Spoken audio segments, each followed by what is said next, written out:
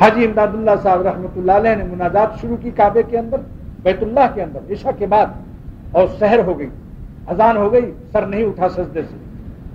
پوری رات یہ شعر پڑھتے رہے، اے خدا یہ بندہ را رسوا مکن، اے خدا ہمیں قیامت کے دن رسوا نہ کرنا، اے خدا یہ بندہ را رسوا مکن، اے خدا ہمیں قیامت کے دن ذلیل اور رسوا نہ کرنا،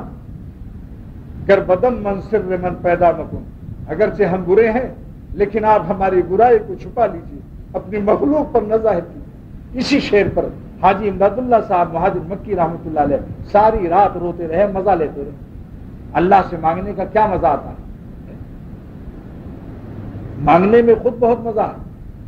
اللہ کو دینے میں مزہ ہے، ہمیں مانگنے کا مزہ دیا ہے۔ اور اگر دینے میں دیر کرے اللہ تو مسلسل سوال اور مانگنے کا مزہ اور زیادہ بڑھ جاتا ہے۔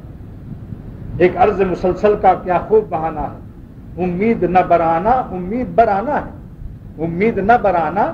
امید برانا ہے، ایک عرض مسلسل کا کیا خوب بہانہ ہے۔ معروی فرماتے ہیں جب دعا قبول ہونے میں دیر ہو تو سمجھ لو اللہ تعالیٰ تمہاری دعا سے بہت خوش ہو رہے ہیں، چاہتے ہیں کہ بہت دن تک مانگے، ورنہ اس کی آرزو اگر ابھی جلدی پوری کر دوں گا تو کبڈی مار یہ جا وہ جا پھر غفلت میں مبتلا ہو جائے گا۔ معروی فرماتے ہیں بلبل جب چہکتا ہے، جب بلبل چہکتا ہے تو اس کو پیار کر کے پنجڑے میں ڈال دیتے ہیں، اور کوا جب کائیں کائیں کرتا ہے تو پتھر مار کے بھگا دیتے ہیں۔ مومن کی آواز اللہ کو بلبل جیسی محبوب ہے، اس لیے ذرا اس کو پنجڑے میں ڈال دیتے ہیں کبھی کبھی، ہے کہ ذرا زیادہ دن تک مانگتا رہے۔ تو اللہ تعالیٰ نے فرمایا کہ جس وقت خوش ہمی آیت مرا آواز ہو، اللہ پاک کی طرف سے معلومی بیان کرتے ہیں کہ جب بندہ رو رو کے اللہ سے دعائیں کرتا ہے، چاہے اپنی اصلاح نفس کے لیے یا دنیا کی کسی پریشانی کو دور ہونے کے لیے، تو خوش ہمی آیت مرا آواز ہو، اللہ پاک فرماتے ہیں جب فرشتے کہتے ہیں اے خدا بہت دن سے تیرا بندہ مومن رو رو کے مانگ رہا ہے، آپ اس کی دعا کو جلدی قبول کر لیجئے، آپ جلدی اس کی حاجت کو پوری کر دیجئے، کیا بات ہے کہ آپ دیر کر رہے ہیں۔ فرشتے اللہ سے درخواست کرتے ہیں کہ آپ اپنے بندے مومن کی دعا کو جلد قبول کر لیجئے، تو اللہ تعالیٰ کیا فرماتے ہیں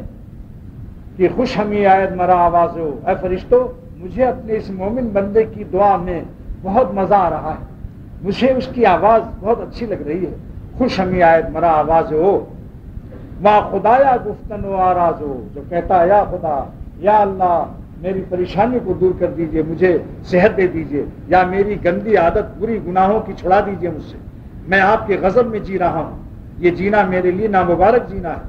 جو خدا کو ناخوش کر کے جو خوشی نفس درآمد کرتا ہے، اس سے بڑھ کر منحوس خوشی، ملعون خوشی، اللہ کی غضب والی خوشی دنیا میں نہیں ہے۔